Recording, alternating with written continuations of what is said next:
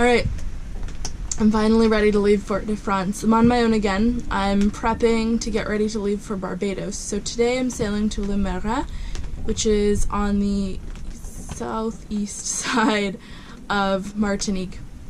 And it'll just give me a really nice setup for tomorrow morning when I leave for Barbados. The wind is coming from the due east at about 15 to 20 knots, so that's really awesome for me because it's been southeast for the past month, and that would have meant a really nasty slog to Barbados. So it's raining right now, but it's just a squall. Once it passes, I'm going to finish getting my boat ready. I'm just taking a pause. Got to put the dinghy on the deck, hank on the jib so that it's ready to go once the anchor's up, and then I'm off. It's about 20 miles, except a lot of it's dead upwind, so it's probably going to take me most of the day.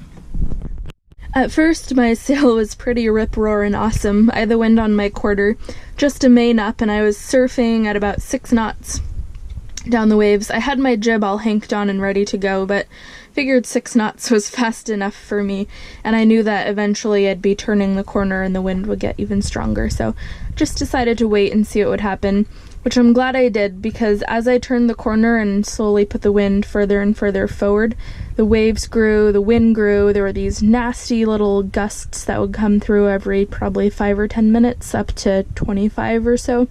Even with just a main up, my whole boat would heel right over and the rail would almost be in the water. It was all very exciting.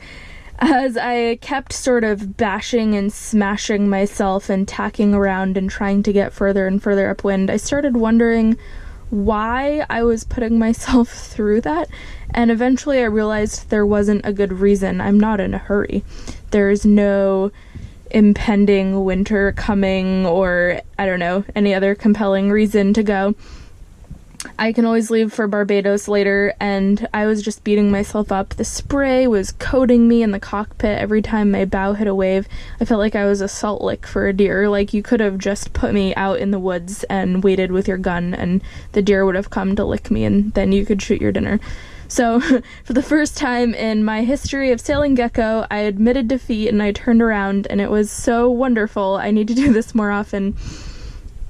As soon as I turned, I just started surfing down these waves at 7 knots is what I hit, which is not my record with Gek, but it's pretty far up there. It was really amazing. I was just hanging on to the tiller and steering through the waves and really kind of felt like climbing a hill to ski down it again. So I ended up tucking into this little bay about 3 miles past where I'd already come, but it took me less than an hour to get there. Obviously, if you're good at math, you can calculate that it took me less than half an hour to get there. It was called Petite en Starlet, and I absolutely loved it. The little town is just sort of a smattering of houses on the beach. There's a big pier that sticks out into the water. It kind of seems like every little town here has one of those, and there's a church right on the beach, so you can hear the bells ringing from your boat, which is kind of nice. And there were 2 stores, a bakery, and a place that sold fruit, vegetables, eggs, wine, pasta, like the basic things that you need to get by. So I made it my little habit every day. I would go get fresh bread, and I'd go get some fresh tomatoes and cucumbers, because that's, like, they have a lot of those on this island, and they're really delicious.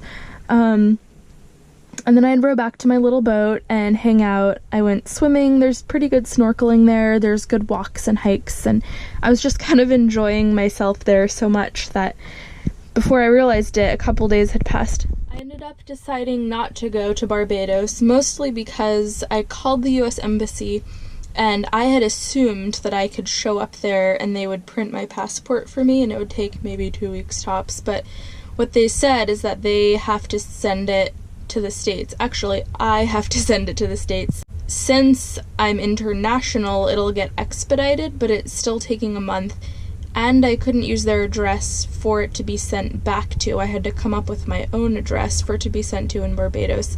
So then I realized there's no reason for me to do it from Barbados. I could do it from any island, since they just are the embassy. I'm not really sure what they do. They didn't seem very helpful, and it's pretty far to windward. I wasn't planning on going there anyway, so new plan, sail to Dominica and skip Guadeloupe because I am getting kind of late in the season. So I had a really nice 3 days in this little anchorage where I just hung out and got to know my boat a little bit better. I feel like I keep sinking into deeper and deeper layers of being comfortable with my boat and sailing by myself. I keep thinking that I should just automatically have these things, but I really don't. Then I remind myself that I've been out for not quite 3 months yet. Not even 3 months. So it's kind of excusable.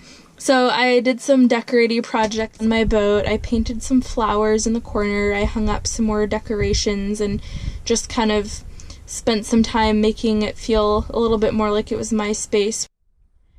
The only not great thing about this little anchorage is that where I was, the bottom was super snarly, full of fishing pots and traps that had just been abandoned on the bottom and old mooring blocks. There were a bunch of rocks and my chain just got all funkily enmeshed with everything that was down. So I was just diving on my anchor this morning because the holding here is really bad. It's just solid coral on the bottom. There's nothing for the anchor to grab into. And there are also a bunch of discarded fish traps on the bottom.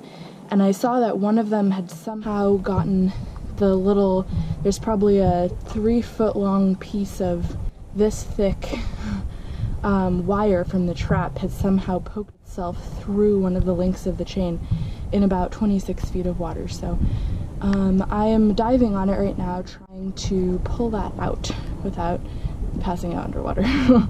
Join me. It only took me about 5 minutes and probably 5 or 6 dive down breaths to get the thing untangled, and then all was well.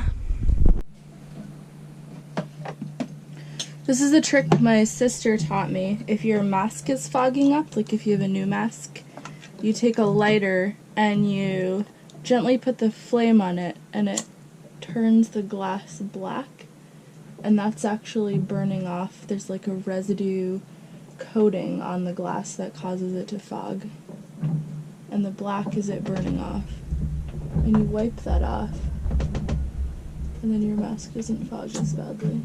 So you can see all of that is what causes the mask to fog. Well, I've been immensely enjoying this tiny little bay here, but I need to upload my Monday video, so unfortunately I have to sail around the corner to a place where I have better cell service. Well, I picked an awesome day to leave. It was really intensely squally, but only the entire time that I was out. It pretty much stopped raining as soon as I got in and started raining as soon as I left, which, you know, is awesome. But what do you do when it rains? You just have to embrace it. I actually don't really mind sailing in the rain. It kind of makes everything a little bit more exciting. I considered a free freshwater shower. Maintained that sentiment as the drizzle slowly started to increase. At first it was fun, and then it was torrential whiteout conditions. So I did what anyone does, and I adapted to my surroundings using the tools I had at hand. Another thing I discovered was that I was able to drink the water out of the folds in my sail reefs, which was actually really delicious compared to the hosey water that I've been drinking for the past couple weeks. Man, that was some trip. Whoa. I went through about 4 different squalls. 2 of them were whiteout. I actually was cold for the first time since I can remember being down in the Caribbean, which is crazy. I reveled in the sensation and remembered how much actually... You know, I just want to live in a climate-controlled bubble that's between 50 and 70 degrees. That's sort of my ideal temperature. Can I just have that all the time, please? Otherwise, I'm just going to complain about the temperature. Well, I'm here. I don't even know the name of this bay. I just needed to tuck in because the wind was so intense and the rain. And I was getting chilly because I wasn't in fall weather gear.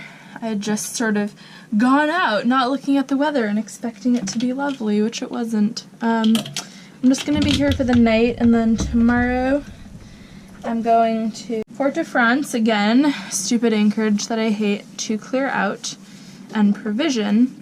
And then Tuesday morning, early, first thing, I'm sailing to Dominica, which should take about 24 hours, I think.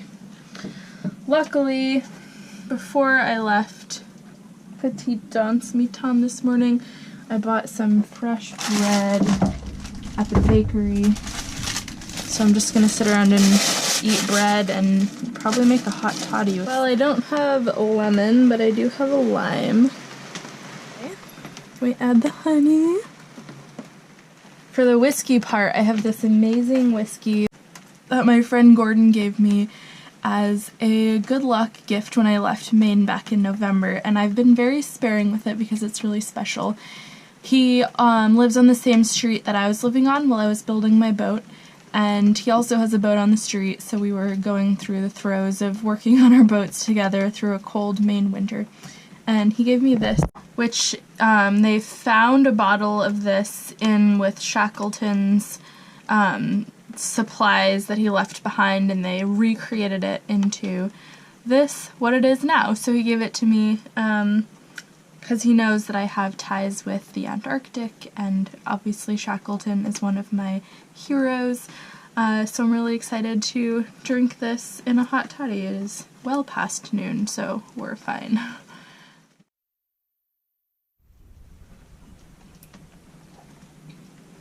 This is really good. I feel like I shouldn't have ruined it by putting it in with hot water and lime. Beautiful Anchorage sunset on my second to last night in Martinique. I am so excited to go to Dominica. I can't even tell you. It's gonna be awesome. Thanks for watching this week's video, and I am looking forward to seeing you guys next Monday. I have a plan. I am scared to say it. I am scared. I am also a very from the 18th century. I'm a little bit nervous to tell you about the plan because it might not work out, but I'm going to tell you anyway, and then I'll hold myself to it. Next week, I want to show you guys a video that is sort of a 24 hours at sea video, because that's about the length of time it's going to take me to sail from Martinique to the northeast coast of Dominica. And I thought it would be fun to show you sort of everything little that goes on throughout my day, sail changes and what goes on at night. So look forward to that next week. I hope I don't have to disappoint you. If you like my videos, it helps me if you like and subscribe to them. I also have a Patreon account. It's patreon.com/windhippie. I'll put the link to it in the info of this video. If you want to support me on there, I really appreciate it. Also, thank you to all of my patrons who are already supporting me. You guys are so amazing, and I'm really starting to think that I might be able to live off of the money that you're giving me, which is a dream that I've had but never necessarily thought would happen. So wow, that's incredible. I also have an Instagram at BoatLizard if you want to follow me for more frequent updates and things. And I have a website, windhippie.com, where you can see my weekly journal entries and photographs. Thank you so much for watching. I put new videos up every Monday, and I'll see you guys next week.